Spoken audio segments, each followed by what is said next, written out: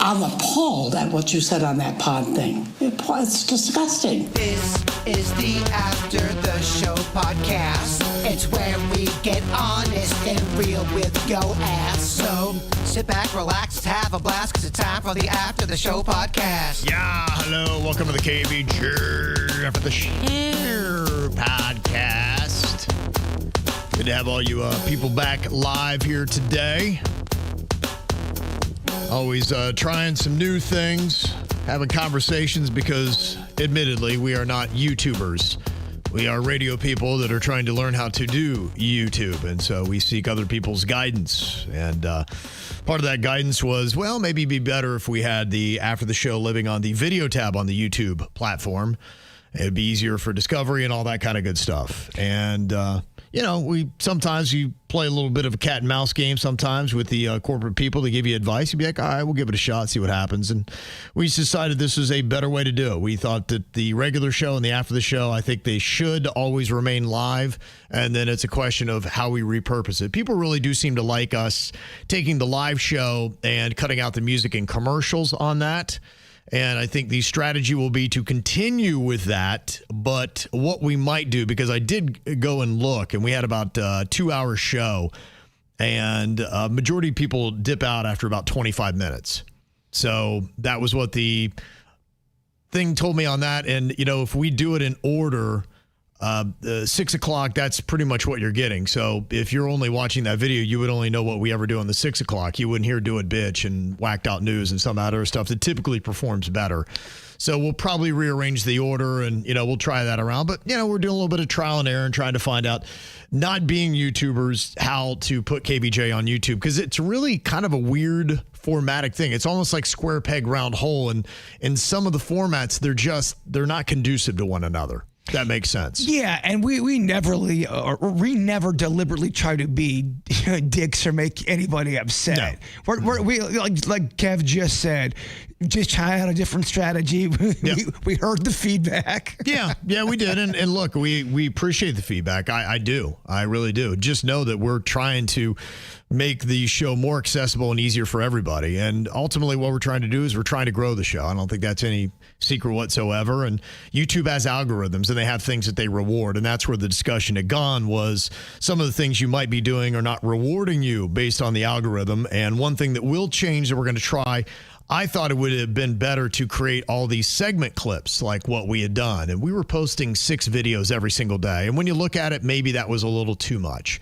And so we're going to try to cut back a little bit, thinking that maybe we were flooding the zone a little too much, giving people too much content, because they say that is a thing. So I think right now what we'll just be offering, you can get the live regular show after the show. Then you'll have the condensed music and commercial-free version of the show, which I'm also going to bookmark as well, so you can see where segments end. So if you do want to find something, there will be a little bit of a thing where you can find that. So these segment videos will probably go away.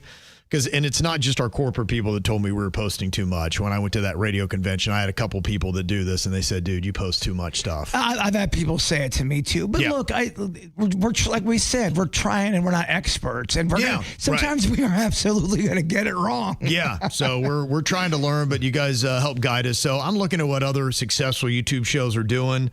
And the thing about all those other shows, they're just a YouTube show or a podcast. They're not a radio show.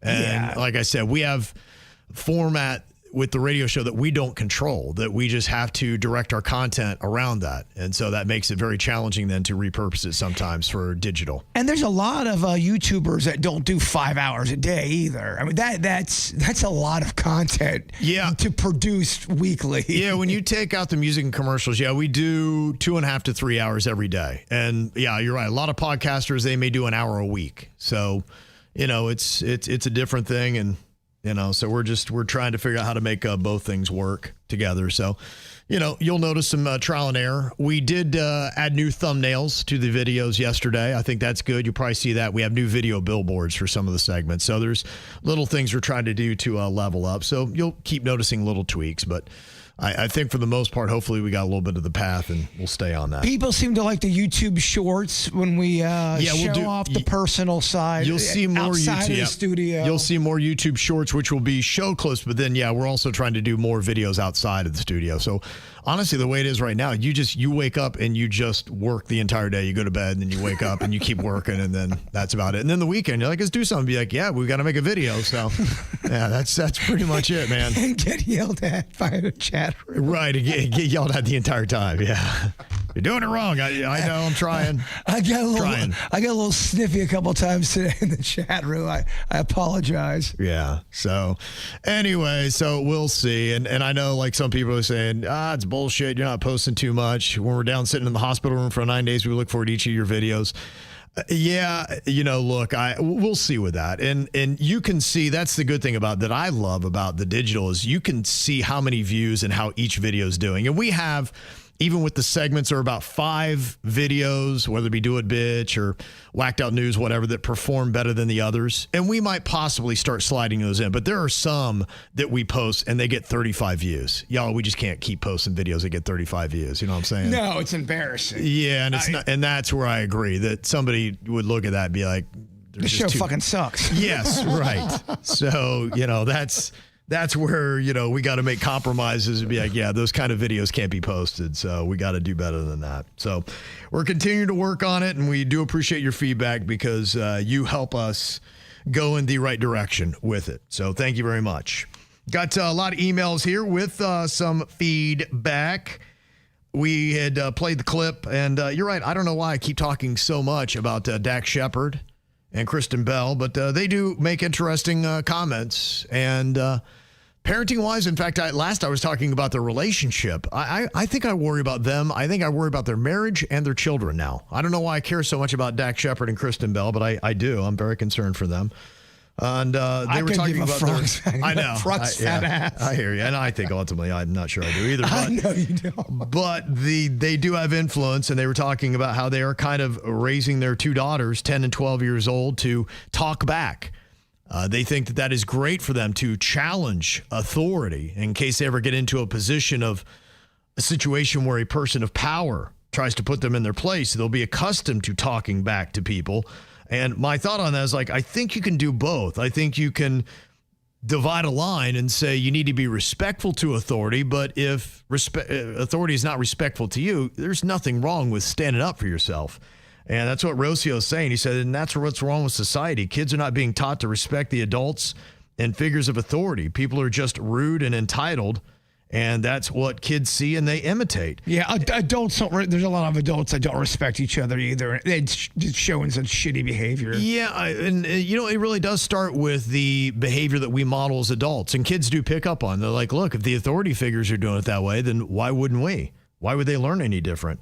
It's like good manners have gone out of style. It's really sad, and it really is. And that's why we don't have any kind of positive discourse in this country anymore, because we are not respectful of each other. And so that's why I do not think raising your kids to be sassy and talk back is really the right way to go. Oh, well, it sticks out to me so much when a kid's got manners and is polite. Right. And I don't know if it sticks out to me because it doesn't happen as much.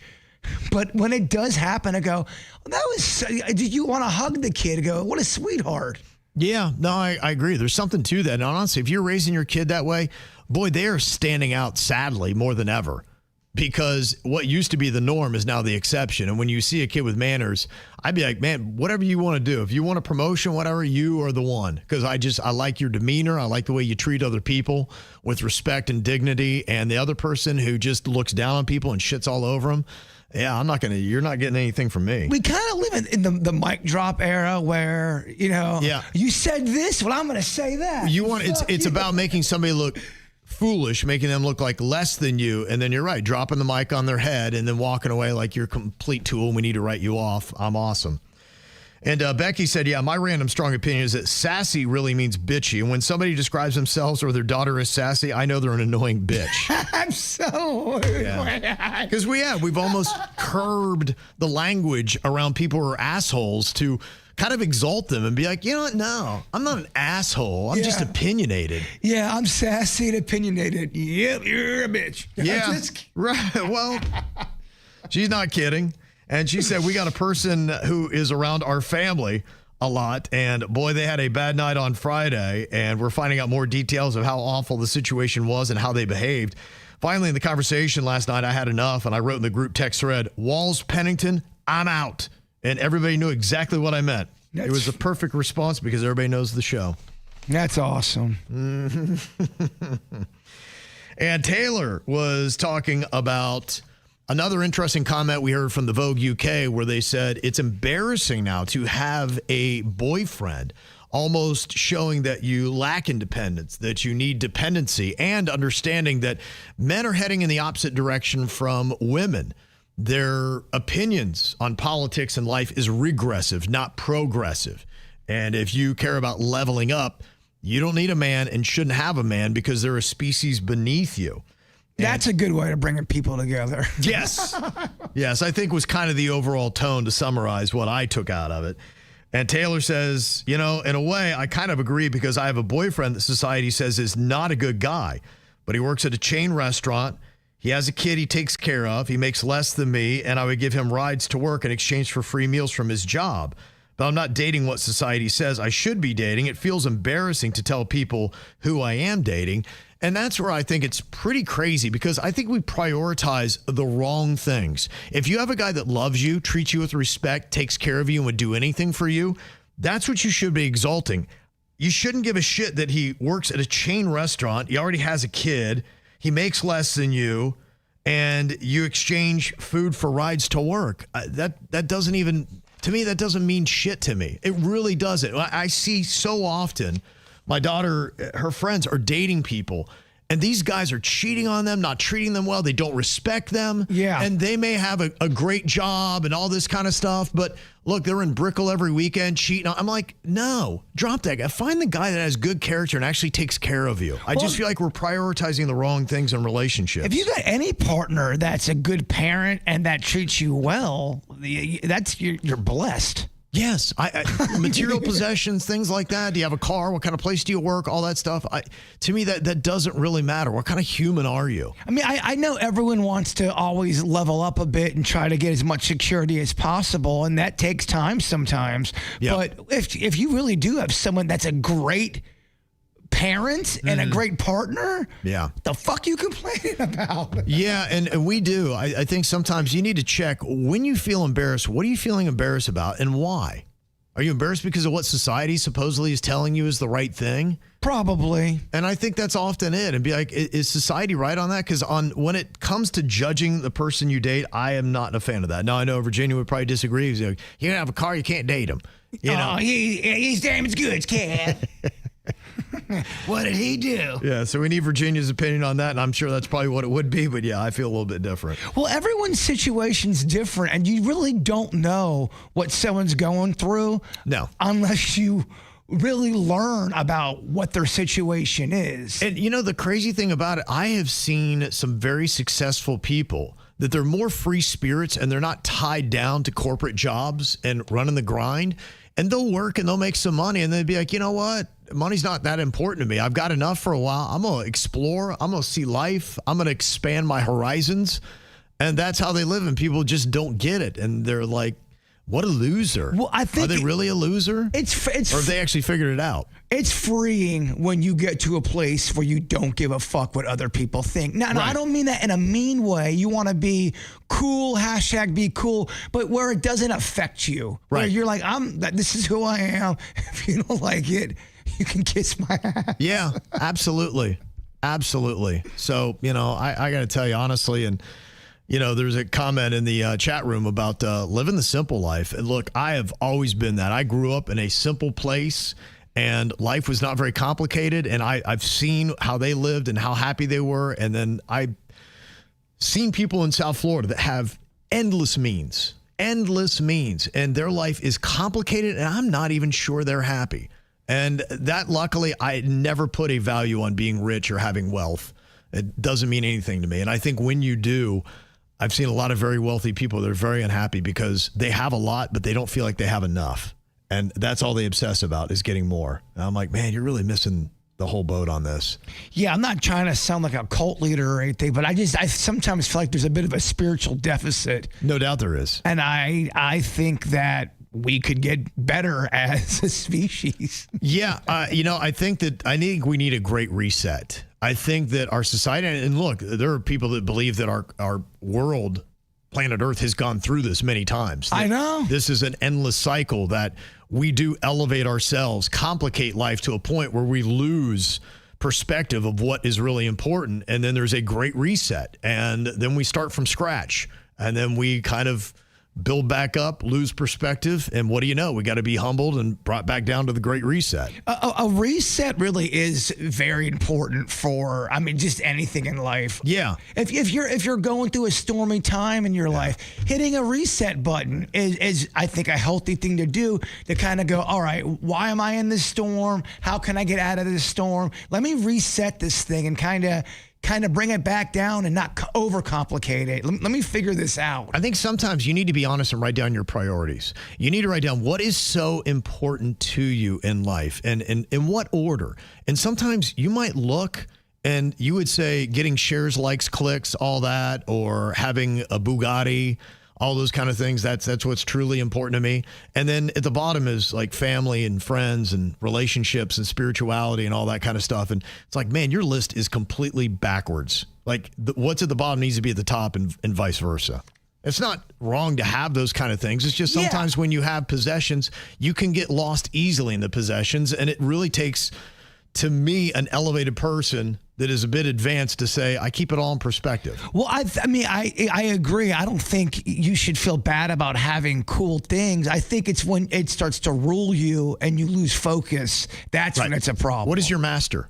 What do you bow down to? Look, we all worship something. That is just it in life. We're made to worship something. And what are you worshiping? And are you worshiping the right thing? Pizza. There you go. Wouldn't argue that. Can't throw any shade at that one.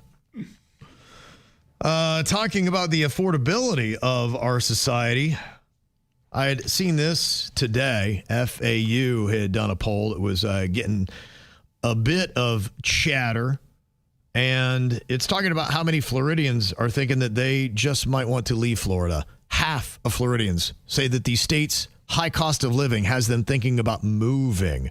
That is according to the new FAU poll. About 26%, they say, are seriously considering leaving, and another 24% are somewhat considering it. Is that all of Florida, or is that South Florida?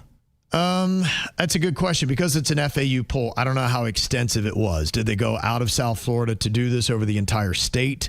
It does not signify. It just says it labels as Floridian. So I would imagine to have that tag, you would have need to have done this survey outside of it. But it only says it was 1,000 adults conducted September 30th to October 10th by FAU's Business and Economic Polling Initiative. Because is there any part of Florida that is a little bit cheaper? Yes. Yeah, Panhandle in that area. Yeah, it's definitely more affordable. I had a conversation not long ago. It was maybe at a football game, I think. And so there were people from all over the place that had talked about how much they paid for houses and whatnot. And absolutely.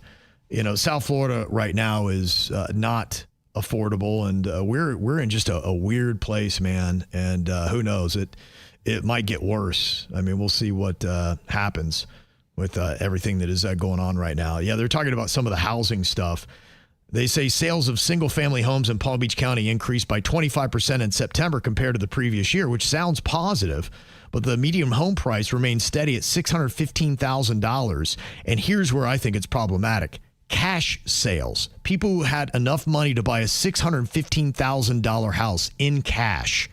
They say that jumped by 31%, and Palm Beach County led the nation in all cash deals. 43% of buyers in Palm Beach County paid in cash.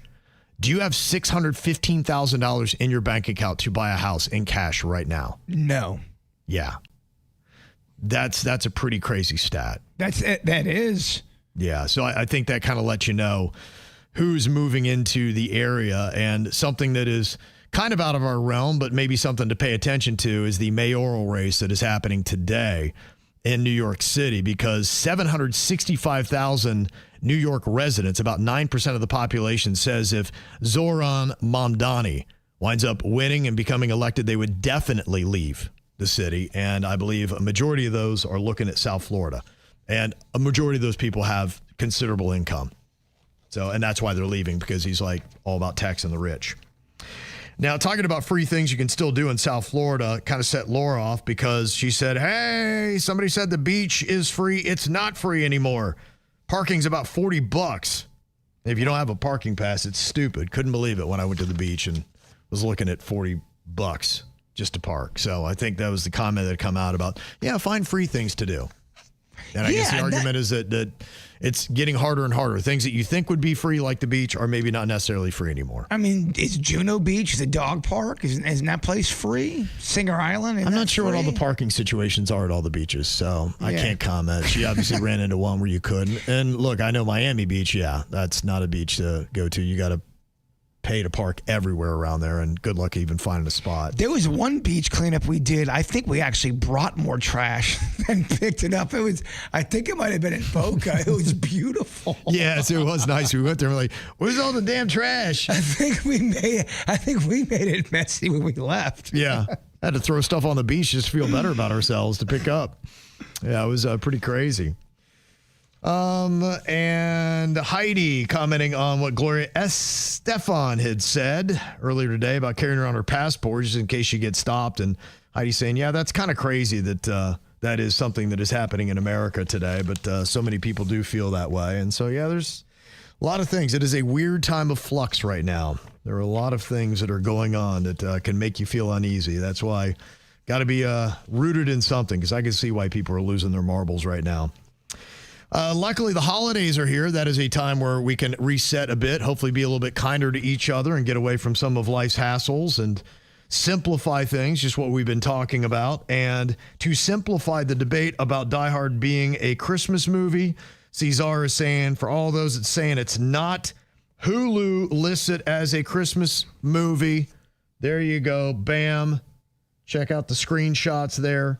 Now, the one thing is I understand why Hulu would, because they want to make their programs as available as possible, and they're going to err on the side of the argument that gets them more views. And putting that into the Christmas section will get them more views. So You turned me on that one. I'm with you on your opinion on Die Hard. Mm-hmm. Don't you say it's a Christmas movie? I do, and it's just because of the overall vibe. I mean, is. Christmas it's around Christmas. He's there. The whole motive of him being there and why things are happening, it's around a Christmas party. So the movie doesn't happen if it's not Christmas. Agreed. Yeah. To me, that's a Christmas movie. It's a different kind of Christmas movie. Yeah, it is. And look, I think it's great. It's honestly risen to probably in my top 5 to top 10. I don't watch it necessarily every year, but I would say every second or third year, we're like, it's been a little while since we saw Die Hard. I love that movie. I think the bad guys are awesome. They have I always love movies when they have a crew of villains. And they're all great. Yes, they are. They're all great. Even the guy with the long blonde hair. He's great. He's awesome. It was great when he got killed and how he got killed. And that is one of the most rewatchable movies of all time. It's got the Forrest Gump effect where if it's on in the background, I'm keeping it on. Yeah. No matter what part it's on. Right. It's all good. I'll pick it up anywhere and just kind of finish it all out. And I'm asking the question, is it a Christmas movie right now? 76% of the people are saying, yes, it is. Yeah. There was one day you really had a great argument about it, and I think it changed people's perspective. Okay. Look at that. We're making the change one day at a time right here. Someone's asking, what about Gremlins? To me, that is set at Christmas. She talks about her father dying, going through the chimney dressed as Santa Claus. Yeah. She talks about how she doesn't like Christmas.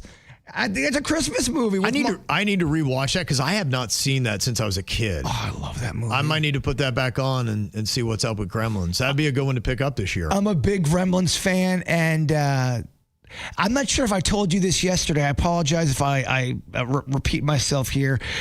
Planes, Trains, and Automobiles I watched with Honeyface. She had never seen it, and it holds up. It does hold up. That is, to me, I got to do that for Thanksgiving.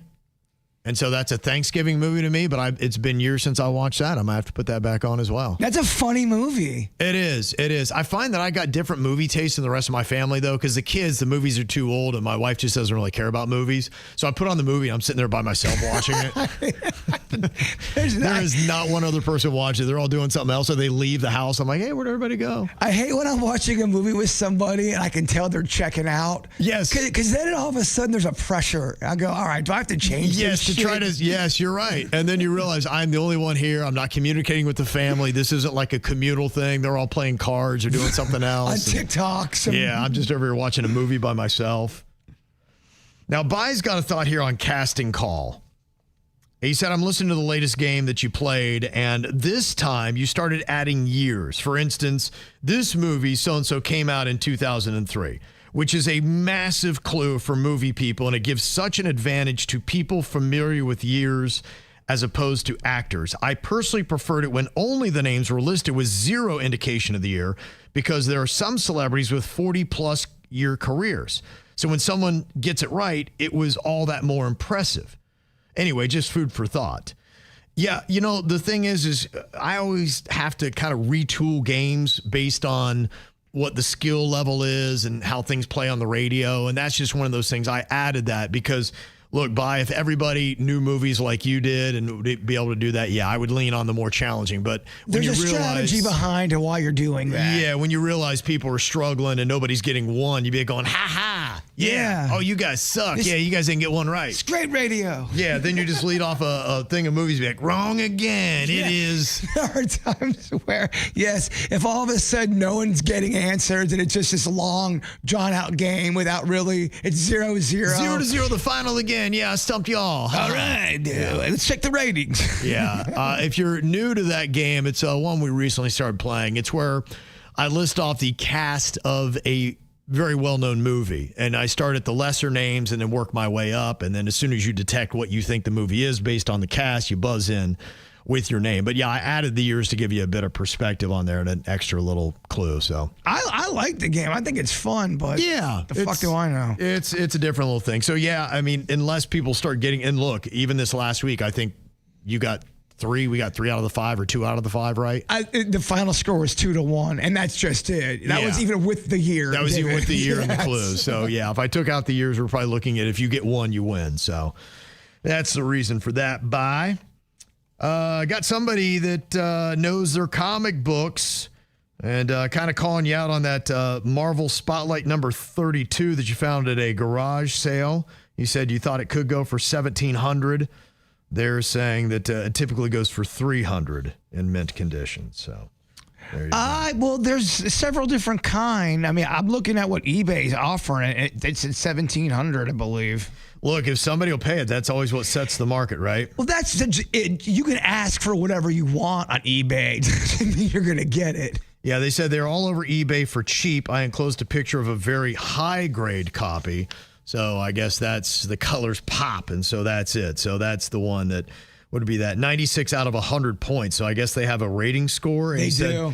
Even that one right there that popped with the colors sold for $300. So not sure where the $1,700 came in, but well, who knows? Hey, I'd still take 3. What'd you pay for it? $1. Yeah, I mean, if you make 300% on, a garage sale find.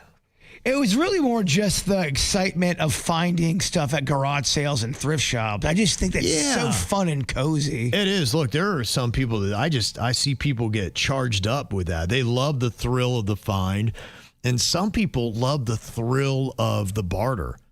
It is crazy. Oh. I have seen people that they get out there. I remember we went to Jerusalem and everything. That's interesting. When you go to other countries, at least with Jerusalem, the price is just a suggestion.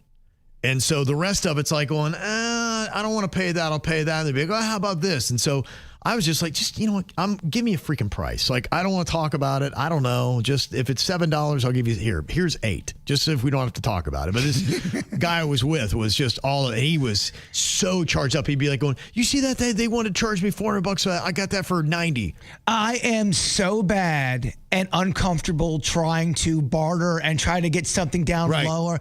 I've got friends that are so good and talented at it. And they love it. You can say they get charged on it. They do. They get charged of it. I'll actually pay $10 extra just to get out of that situation. I'm right there with you. I'm like, I don't have time for this. Well, Like, I don't care. I hate when you go to a garage sale and there's no prices on something. Okay, so you go, well, how much is this? Well, how much you want to give me? You know, you have to have a conversation that you don't want to have. I don't fucking know, And man. look, You tell me. And I'm sure there's people that go to garage sales that love to barter. There's people that throw them that love to barter. And they're probably going, that was only worth a nickel. I got $5 out of that. Oh, my mom and Aunt Ann were big garage sale people. Not only do they like going to garage sales, we would always have them as kids.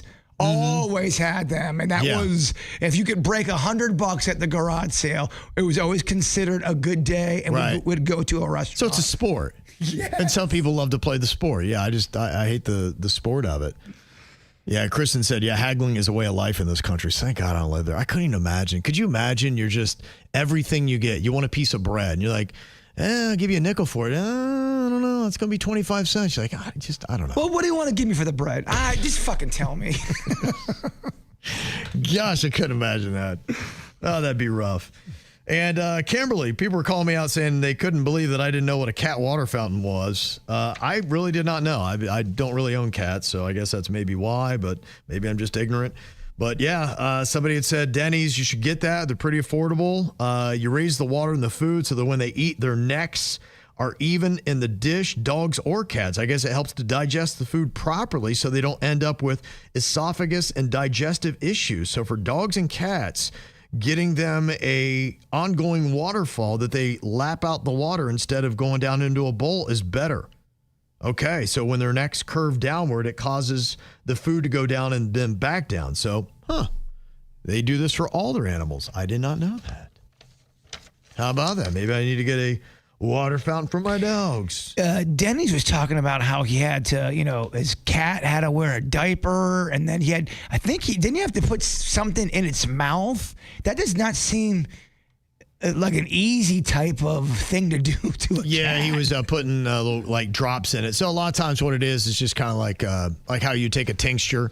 You just take that and you got to put some drops in their mouth. But the thing is then, and I've seen our vet do it. I can't remember what the technique is he has. He does something like with their tongue or whatnot where they can't do anything but swallow it. I'm like going, and then I always forget it, obviously, on how he does it. But it's an interesting thing. So he just puts them in there and he goes something with their mouth and they go, and they have to choke it down. I'm like, gosh, what a great thing that is.